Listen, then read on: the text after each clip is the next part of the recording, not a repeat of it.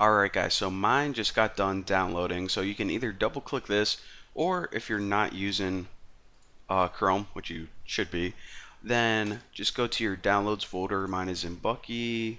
Where you at? Downloads, and this is the piece of software that we just downloaded, the file that we just downloaded, should I say. So double click this, and it's, choose yes. It's pretty much going to take you through a wizard. Very simple stuff. Just click next. I agree. Let me just read this. Yep, read all that. Agree. We can just select the defaults for anything and install.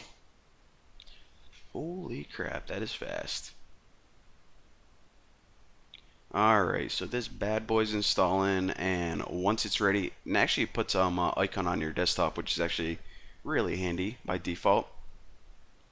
Yes, I do. So this bad boy opens up, and it might take a while if you're starting it for the first time to boot up. And the first thing I actually want to do is minimize that, and well, I can click next, finish out of that, and I want to make a folder on my desktop. So new folder, and this is where I'm going to be putting all of my project files. So I'm going to put C underscore tutorials. And also I want to mention this, make sure that you just don't make a folder called C, because that is the name of your hard drive. So if you try to make another folder called C, then it's going to get confused. So again, anyways, just don't name it C. You know, it's probably self-explanatory, but heads up just in case you forgot. So once you got that taken care of, open up your IDE again, and okay, kind of overwhelming. So I want to show you guys how to get started. What we need to do is we need to create a new project. So you can either click this button right here, or you can just go to File, New, Project, whatever you feel like. And of course, we have a bunch of options. And what we want to select is this right here, Console Application. This is basically just a simple program for your desktop. It's not like for a phone. It doesn't have any weird settings or anything like that. So Console Application, and hit go. And it says, okay, a little alert, whatever. And it says what programming language to use. Basically, this piece of software can use two different languages. C++ is like, well, we're not learning it. So just go ahead and pick C, because, well, that's what this tutorial series is about. Click next, and it says, okay. The first thing is give a title to your project. And I'm just going to name mine, actually, I'm probably going to be using this one for a while. So I'll just name it Bucky's program. Something stupid, probably the stupidest thing you can think of. And as you can see, the other stuff automatically fills in as well, the project file name and the resulting file name, and pretty much saying where do you want to save this.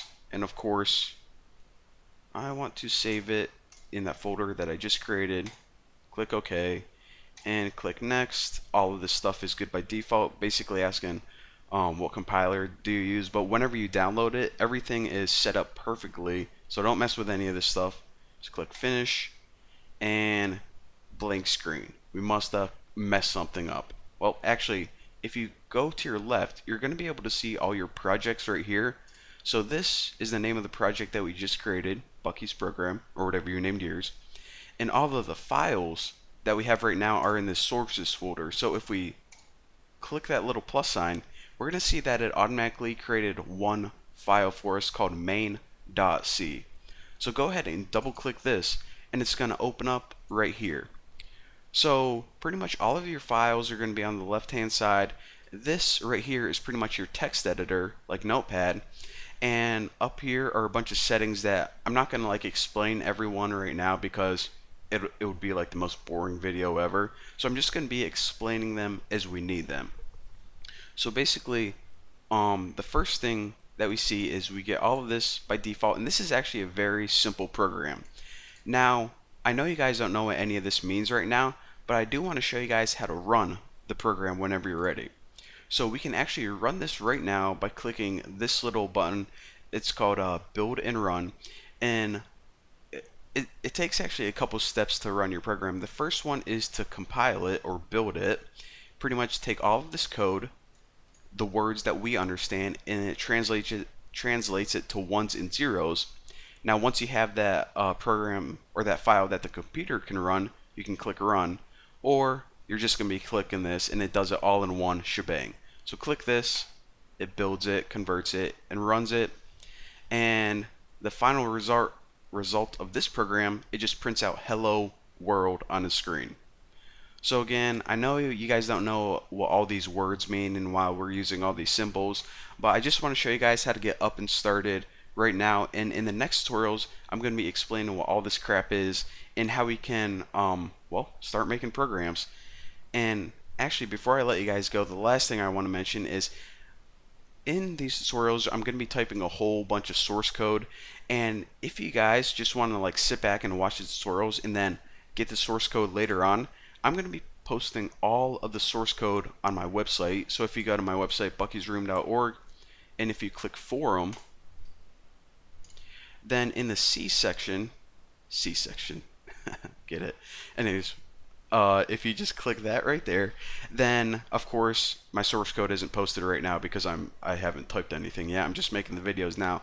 But all of the source code is going to be right here. Just click on it will be like source code for tutorial number 4. Click it, you can just copy the code, and boom, I'll give it to you guys for free. So thank you guys for watching, and well, I'll see you guys in the next video.